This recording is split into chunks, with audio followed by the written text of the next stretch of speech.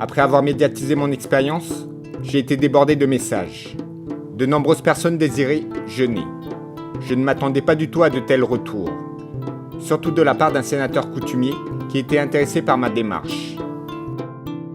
Le jeûne là que tu as partagé avec tout le monde en le faisant passer dans la presse m'a interpellé parce que je pense que c'est un moyen comme un autre de sensibiliser notre population générale, mais notamment dans le monde kanak, puisque moi je suis un représentant coutumier, par rapport à l'alimentation, par rapport au bien vivre.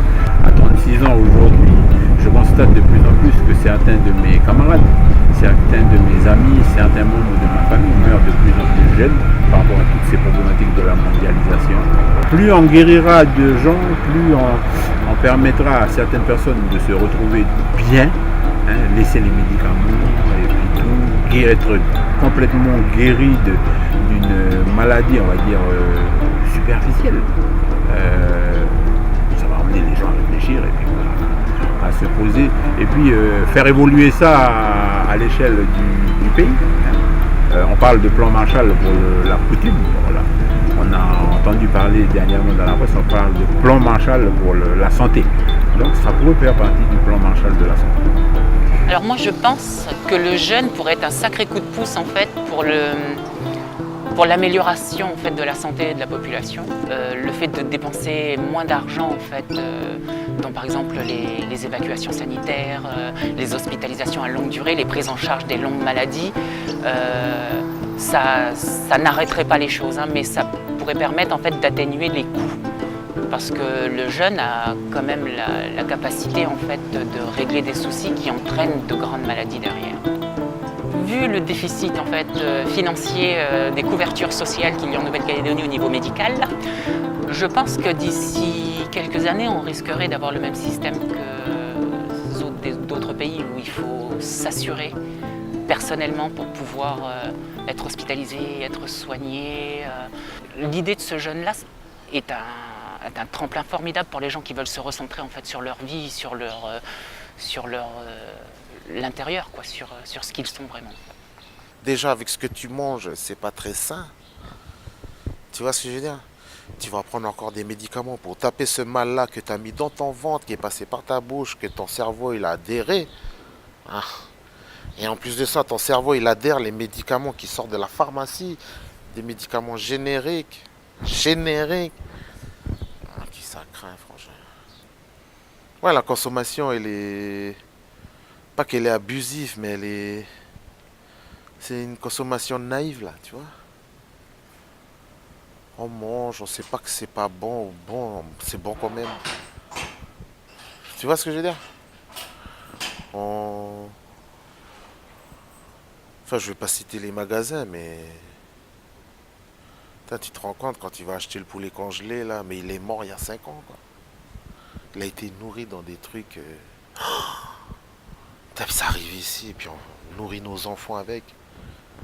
Si vous voulez récupérer la Calédonie, les gars, mais il faut pas nous empoisonner comme ça, il faut bien discuter avec nous. Putain, c'est incroyable. Si ces genres de sujets ressortent actuellement dans l'actualité, c'est pas pour rien, c'est que ça se réveille, je pense.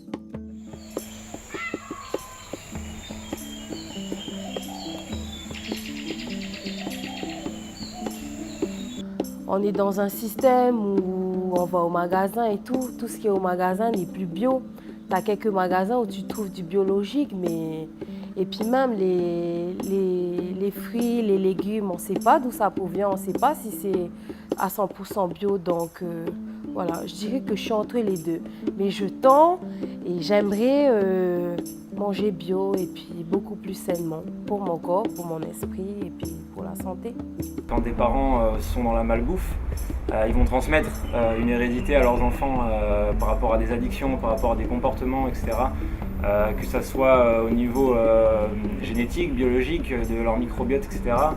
Mais aussi dans ce qu'ils vont leur montrer au quotidien, en fait. Et ça, c'est un héritage qui va se perpétuer de génération en génération. Et les enfants, ils s'inspirent de l'exemple. Et je pense que les parents, s'ils aiment leurs enfants, s'ils veulent que leurs enfants vivent dans un monde plus durable, meilleur et en meilleure santé aussi, ça va être quelque chose, il va falloir qu'on fasse quelque chose sur l'alimentation, parce qu'aujourd'hui c'est plus possible. Entre l'industriel, la surconsommation de viande, c'est terrible. On est en train de se saboter à la fois notre planète qui nous fait vivre et à la fois notre santé. Et nos enfants, ils vont payer les pots cassés parce que c'est eux qui vont vivre. Et c'est eux qui vont récupérer les conséquences de nos actes en fait. Tout le monde rêve de manger, mais plus sainement. Un maximum de légumes et fruits de la terre pour les enfants de nos enfants. Manger, mais plus sainement.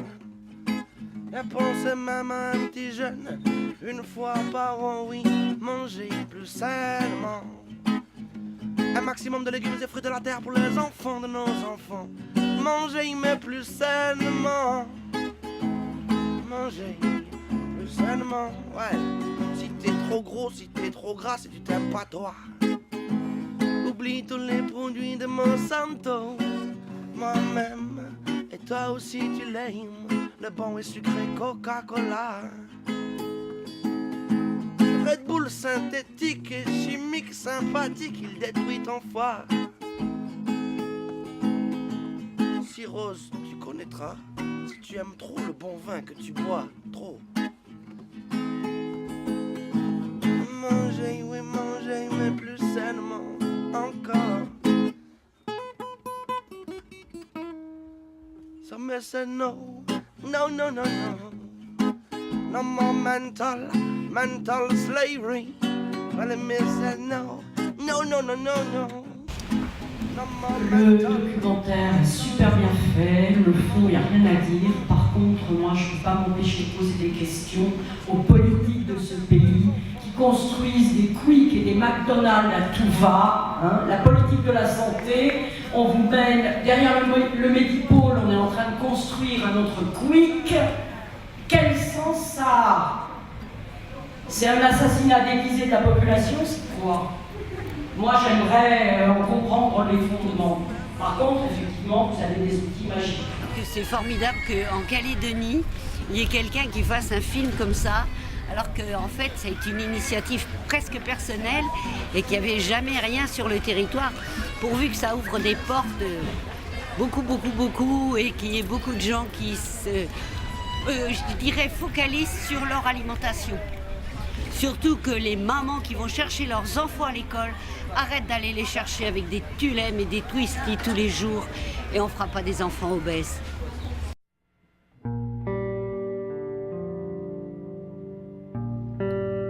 Bien entendu, on ne fait pas un jeûne que par rapport à l'alimentation. Pour ceux qui ont des problèmes de santé divers, entre autres une mauvaise gestion du stress au travail, des problèmes familiaux, d'addiction à des drogues et autres problèmes de société, le jeûne est un très bon moyen de se déconnecter de tous ces maux, pour se retrouver idéalement seul dans la forêt en totale harmonie avec la nature. Mais attention, cette thérapie ancestrale n'est pas anodine. Il est préférable de bien s'informer en amont si vous voulez vous lancer dans cette aventure.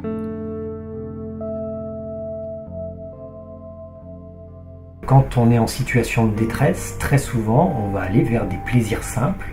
Les plaisirs simples, ce sont les plaisirs alimentaires et donc tout ce qui va exciter les papilles au niveau de la langue vont être très appréciés des gens qui vont pas bien. Donc les gens qui sont stressés vont grignoter, manger trop, manger sans être concentrés sur ce qu'ils font et ça fait tout le lit de l'obésité. Donc il y a un lien très fort entre les soucis et l'obésité, mais aussi le niveau d'éducation, les catégories socio-professionnelles. La santé des Calédoniens, comme dans tous les endroits du monde où il y a un choc des cultures, où la culture traditionnelle est envahie par la modernité, par la facilité, par le plaisir, bien entendu, l'état de santé, du fait des maladies chroniques, est de moins en moins bon. La Calédonie n'échappe pas à ce phénomène.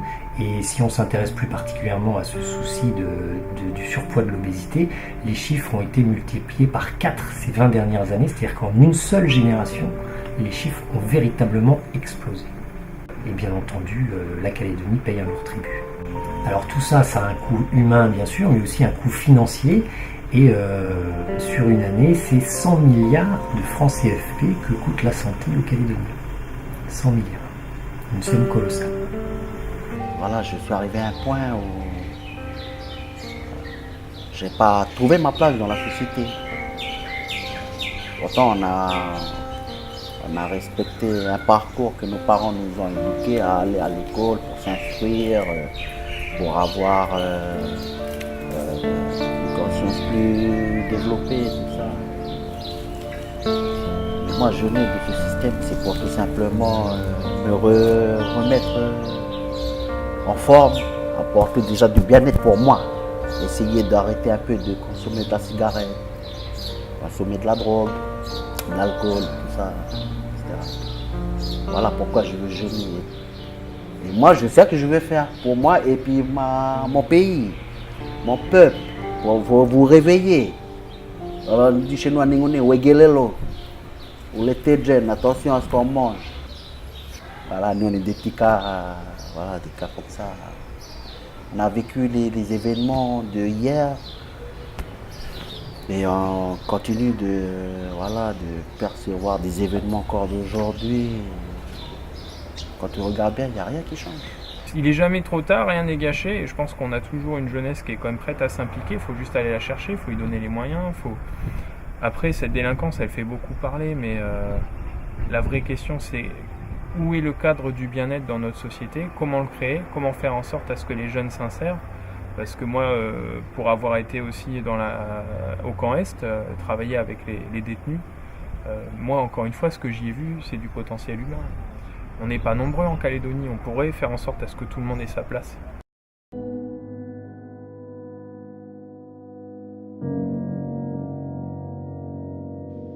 Au-delà de ses vertus pour la santé, le jeûne pourrait contribuer à réduire l'impact écologique de l'être humain sur la planète.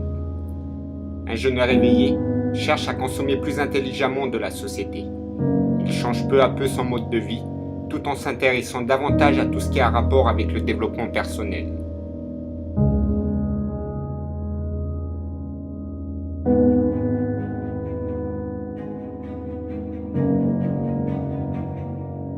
L'homme est comme un arbre malade dont les fruits empoisonnent le sol qui le nourrit.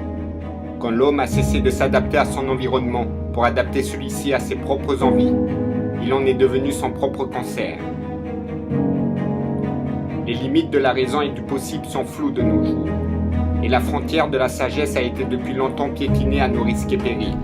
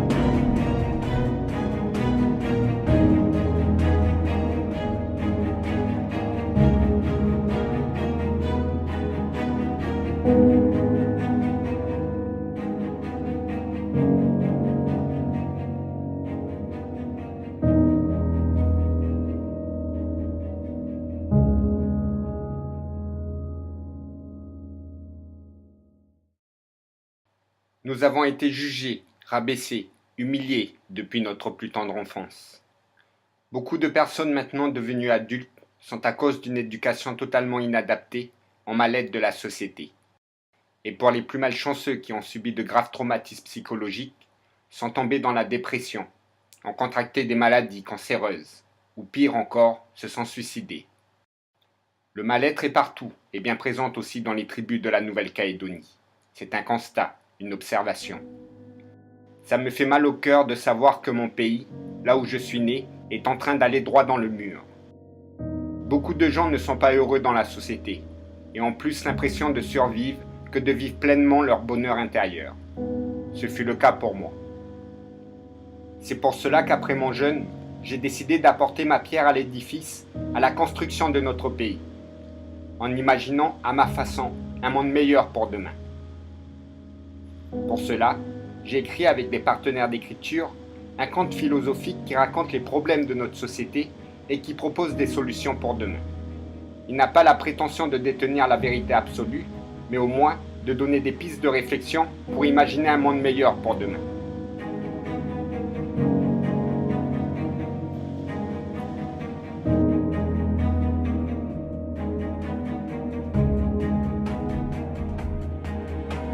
Aujourd'hui, on peut pas prétendre, par exemple, que l'éducation soit en phase avec les réalités d'aujourd'hui, c'est-à-dire avec les défis qu'aura l'enfant d'aujourd'hui à affronter quand il sera adulte. En tant que père de famille, je pourrais par exemple pas dire à mon enfant si tu travailles bien, tu auras un boulot. C'est impossible à dire parce qu'on est complètement dans l'incertitude. Aujourd'hui, quand l'enfant arrive, il arrive dans un monde où on lui présente le monde comme une arène dans laquelle il doit se battre pour gagner. Alors, compétitivité, etc. Et on a plus l'impression qu'on prépare des soldats de l'économie, bien plus que véritablement des êtres épanouis. Notre préoccupation, c'est l'épanouissement de la personne, avant d'aller vers sa fonction. Parce que si elle est épanouie, elle assumera sa fonction. Ah ouais, pour moi l'école, non, pas l'école d'avant et d'aujourd'hui, c'est pareil. L'amour, c'est une qualité. Et ça, on n'apprend pas à l'école, dans une école classique. Là, maintenant, les gosses, quand tu vois sur Facebook, ils sont en train de se filmer, en train de se bastonner, tout ça, s'installer, tout ça dans un mal-être quelque part. Ben, ça va faire plus de psychopathes, de schizophrènes, de malades mentaux, des kamikazes, des mecs qui vont inventer n'importe quoi pour faire péter n'importe quoi. Si on avait une école, on cultivait l'amour, des qualités comme ça, tu vois, ben, ce serait plus bénéfique, plus productif pour notre société. Il y aurait moins de délinquance. Ben, les notes, ça représente, moi je dirais une classification, comme tu marques le bétail, là, tu sais, où tu marques le bétail, là. Ah, celui-là c'est un brahman, celui-là c'est un non. Alors du coup j'ai été mal noté, ça fait de moi ce que je suis aujourd'hui, un zonard, quoi. Un chômeur qui travaille au noir, qui n'a pas un emploi stable. Mais je me dis, c'est quand même à cause de la société et de l'éducation classique que je suis devenu comme ça. Ah où mon copain Fuelos? Lui, c'est un ami d'enfance des années collège. Un jour, il a pété un câble et il s'est retrouvé à l'hôpital psychiatrique de Nouville en soins intensifs. Un bon mec en plus, qui a la main sur le cœur et qui a désiré rendre témoignage de son mal-être de la société. Il aurait dû faire 2 semaines de jeûne avec moi. Mais bon, ça aurait été une autre histoire. Il y a un truc que je ne comprends pas dans la société qui cherche la performance.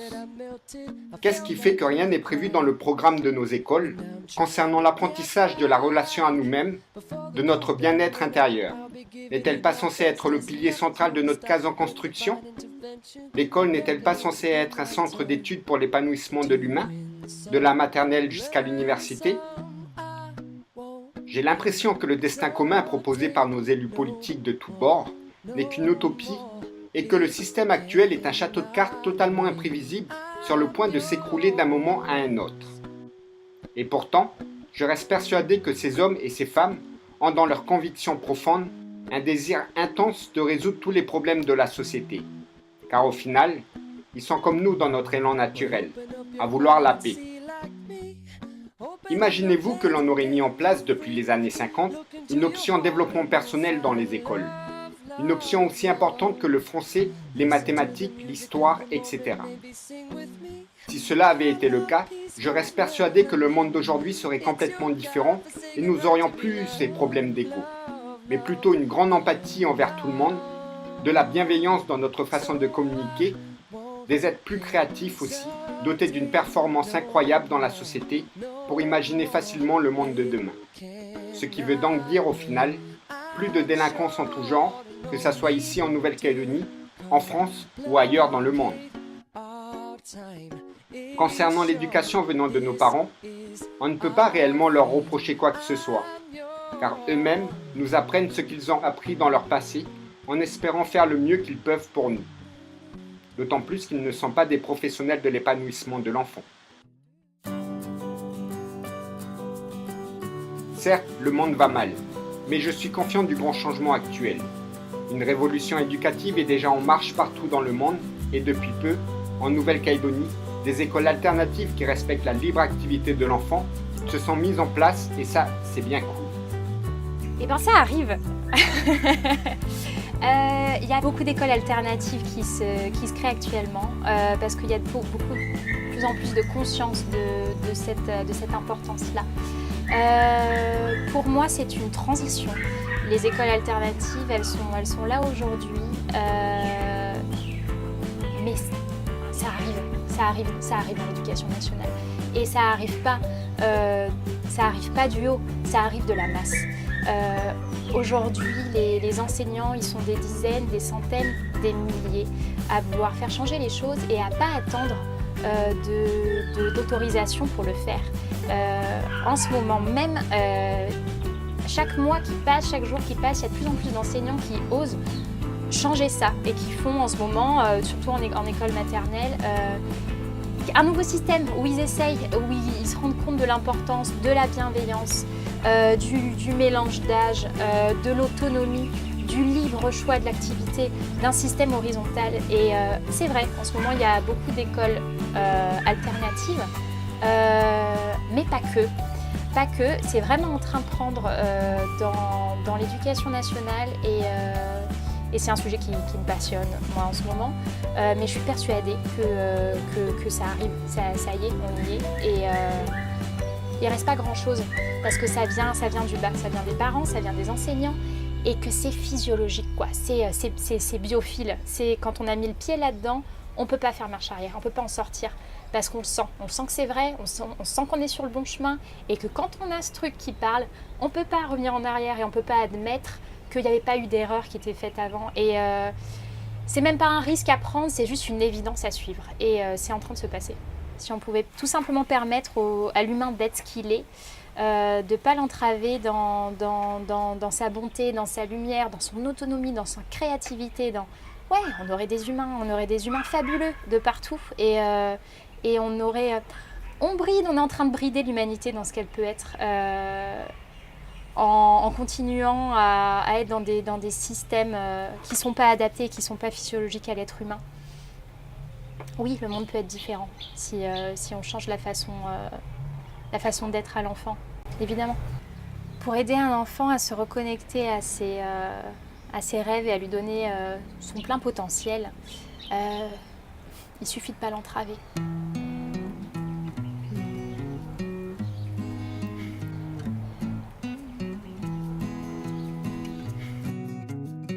Vous en pensez quoi? C'est vrai ce qu'elle dit Laurine, qui est en plus l'une de mes partenaires d'écriture dans le livre du projet Big Bang. Non? Vous n'êtes pas d'accord avec elle? Céline Alvarez, ancienne institutrice qui s'est en bonne partie inspirée de l'école Montessori, a mené de 2011 à 2014 une étude dans une école maternelle de Gennevilliers, placée en zone d'éducation prioritaire. Ces recherches, réalisées en partenariat avec le Centre national de recherche scientifique, auraient abouti à un développement impressionnant de la personnalité et des compétences cognitives des enfants. L'être humain n'apprend pas quand il est passif. Il n'apprend pas quand il est passif, il apprend quand il est actif et il apprend quand il fait des choses qu'il aime. Il ne peut pas apprendre quelque chose qui ne l'intéresse pas. Parce qu'on sait aujourd'hui, par exemple, que les zones de la mémoire s'activent très très faiblement lorsque nous ne sommes pas motivés ou curieux, intéressés par le sujet qu'on essaie d'apprendre. On ne peut pas demander à un enfant d'apprendre dans un environnement stressant où il se sent jugé. On ne peut pas faire ça. Il n'est pas câblé pour ça. Le stress bloque complètement le processus d'apprentissage. Et l'école actuelle a été pensée en fait sur des idées, sur des traditions, sur des valeurs. Et donc d'une manière idéologique et non pas sur une base scientifique, pensée à partir de la connaissance de la vie humaine. Et je crois qu'aujourd'hui, le grand défi, le grand challenge de notre école, c'est de rentrer dans une démarche humble, scientifique, puisqu'aujourd'hui, on a cette connaissance-là. Il ne faut pas faire des réformes, il faut peut-être arrêter d'en faire, en fait, et il faut enfin pouvoir se mettre un petit peu en retrait et permettre aux enfants d'apprendre de la manière dont ils sont câblés pour apprendre, c'est-à-dire en faisant des choses qu'ils aiment, dans un environnement où on leur fait confiance aussi, et où on les guide, où on n'est plus là pour leur dire « tu dois apprendre ça parce que moi je l'ai décidé et que le programme dit que tu dois le faire ». Il faut un socle commun, il faut ça, il faut un minimum. Mais ce minimum-là, il est dépassé, mais en quelques mois, quand on laisse les enfants apprendre selon leur mécanisme biologique, en fait. Vous avez conscience, Céline Alvarez, on rentre dans une période électorale, que quand on parle de l'école, on ne parle jamais de ce sujet-là. On ne parle jamais de l'école à travers ça. C'est vrai. Pourquoi ? Eh bien, je ne sais pas. Je ne sais pas, mais c'est pour ça que je suis là et que je continuerai à porter ce message tant que je pourrai le faire, parce que c'est fondamental. Il faut aujourd'hui qu'on dépasse les débats politiques. Il faut on peut plus se permettre de petites améliorations pour nos enfants. C'est important. Aujourd'hui, on n'en parle pas souvent à la télé, mais il y a 40% d'enfants qui sortent du CM2 avec des acquis qui sont trop fragiles et qui les empêchent d'avoir une scolarité normale au collège. Et quand je parle de ces 40%-là, il y a les 60% d'autres qui... sont-ils vraiment épanouis ? D'accord, ils ont peut-être des bons résultats à l'école ou des résultats moyens, mais est-ce qu'ils sont vraiment épanouis ? Est-ce qu'ils sont vraiment ce qu'ils sont eux-mêmes ? Est-ce qu'ils sont généreux ? Ils ont vraiment développé des qualités sociales et morales ? Je ne sais pas. Durant toute mon adolescence, on m'a souvent pris aussi pour un moins que rien, car je sortais totalement du cadre du système scolaire, vu que j'étais de nature très timide et rêveuse. Du coup, je me suis retrouvé en CLIS, c'est-à-dire dans une classe pour enfants en difficulté, ce qui n'a pas arrangé les choses car je me suis senti davantage dévalorisé. À l'âge de 39 ans passés, après avoir pris beaucoup de retard dans mon épanouissement personnel, j'ai décidé de faire ce long jeûne de 2 semaines pour me détoxifier de tout ce mal-être que j'avais pu emmagasiner. C'est à la suite de cette expérience dans la forêt que m'est venue l'idée de sortir ce livre Projet Big Bang. Jadis, le paradis était sur Terre. Le jardin d'Éden se trouvait dans la vallée du Génie, située au fin fond de la chaîne calédonienne. Les hommes y vivaient en tribus, comme des dieux, pouvant créer tout ce qu'ils imaginaient. Un jour, l'homme, Dieu, de la conscience immuable, a fait l'erreur de se croire supérieur à la femme, déesse de l'énergie en mouvement.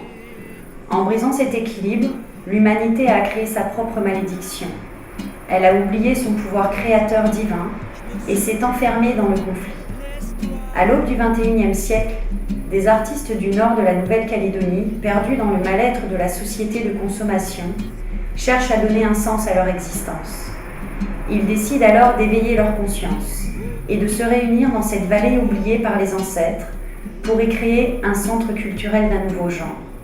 Pour ce faire, leur mission sera d'imaginer l'avenir pour faire évoluer l'humanité vers son plein potentiel, en écrivant une histoire dans un livre magique qui a le pouvoir de matérialiser les écrits dans la réalité. Ce livre, c'est celui que vous tenez entre vos mains. Bien entendu, ce fameux Dieu dont on parle dans ce conte philosophique est en fait le Dieu qui se trouve à l'intérieur de chacun d'entre nous et qui est notre véritable nature. Peu importe le nom que vous lui donnez, on revient toujours à la même source, c'est-à-dire à Mère Nature. J'ai choisi le nom Dieu dans ma fiction, non pas parce que je suis dans une religion, mais tout simplement parce que j'adore regarder des films ou des livres fantastiques qui m'inspirent beaucoup dans mon monde imaginaire.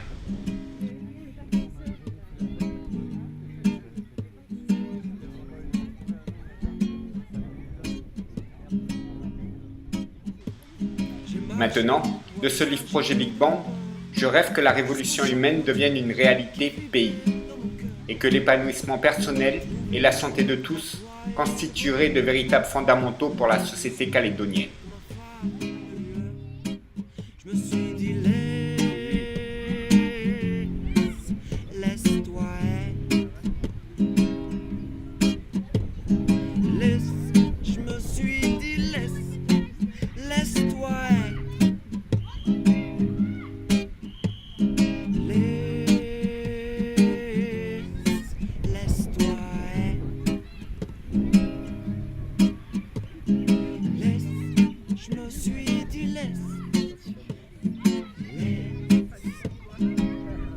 Je pense que la prochaine révolution, ce sera dans notre cœur. Ce sera une révolution de l'amour. Et là, je le dis toujours aux personnes, comprenez bien, au travers de ce qu'on a dit, c'est notre pensée n'a jamais été aussi forte qu'aujourd'hui. Je ne vous aurais pas dit la même chose il y a 20 ans, parce que ça aurait été complètement utopique. Mais aujourd'hui, on a des capacités intellectuelles qui sont très très fortes et qui n'ont jamais été aussi fortes. Donc notre pensée est très forte. L'amour est l'énergie la plus puissante. Et cet amour, combiné avec notre pensée et notre intention, elle est capable de transformer notre société. Chacun peut travailler sur cet envoi de l'amour dans la société, aux dirigeants, etc., pour remonter leur niveau vibratoire et faire ainsi que leurs décisions soient utiles à l'ensemble de la population et non pas à certains, comme c'est malheureusement trop souvent le cas.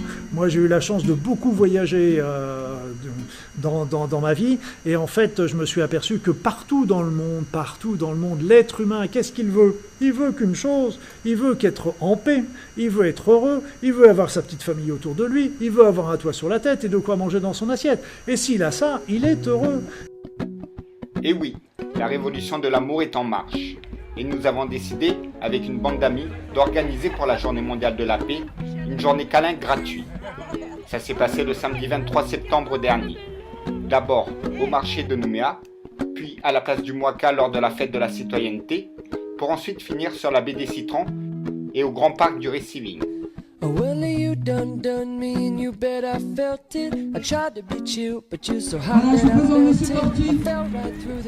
je vous présente Monsieur Tortue. Il n'est pas venu tout seul, il est venu avec toute son équipe. Alors toute son équipe que vous voyez là, ils vont faire des câlins. Ce sont des choses qu'on n'a pas l'habitude de voir, mais ils vont faire des câlins à tout le monde. Donc voilà, je vous demande de les accueillir bien comme il faut et surtout avec des câlins. Aujourd'hui, c'est la journée pour la paix. Nous fêtons la citoyenneté, mais nous devons la fêter dans la paix. Donc voilà, Oleti, merci à vous de câliner Monsieur Tortue et toute son équipe. Oleti.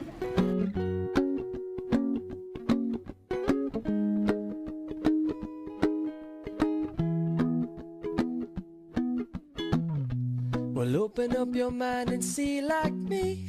Open up your plans and damn, you're free. Look into your heart and you'll find love, love, love. Listen to the music of the moment, maybe sing with me. I love peaceful melody. Est-ce que tu as compris qu'aujourd'hui c'était la journée des câlins? Alors, tu sais ce que je peux te demander, c'est d'en distribuer à ton tour, à toute ta famille, à tes amis, même à ceux que tu connais pas, de les prendre dans les bras, tu vas voir comme ça fait du bien et ça va leur apporter de la joie. Et ton cadeau, ce sera le sourire des gens, tu vois? Ce sera le sourire des gens, c'est ça le cadeau. I'm sure there's no need to complicate. Our time is short. This is our fate. Nous faisons partie intégrante de la nature, le monde végétal, le monde animal, le monde minéral et le monde humain. Le monde humain en dernier pour diriger, pour gérer. On n'est pas là pour détruire. Et on vit ensemble. J'ai toujours voulu faire ça. C'est trop bon, je croyais que ça n'arrivait jamais en Calédonie. Et ben voilà, c'est magnifique, c'est gentil. Ah, c'est trop bien. Les câlins, ils sont gratuits, les câlins, qu'il y a des câlins.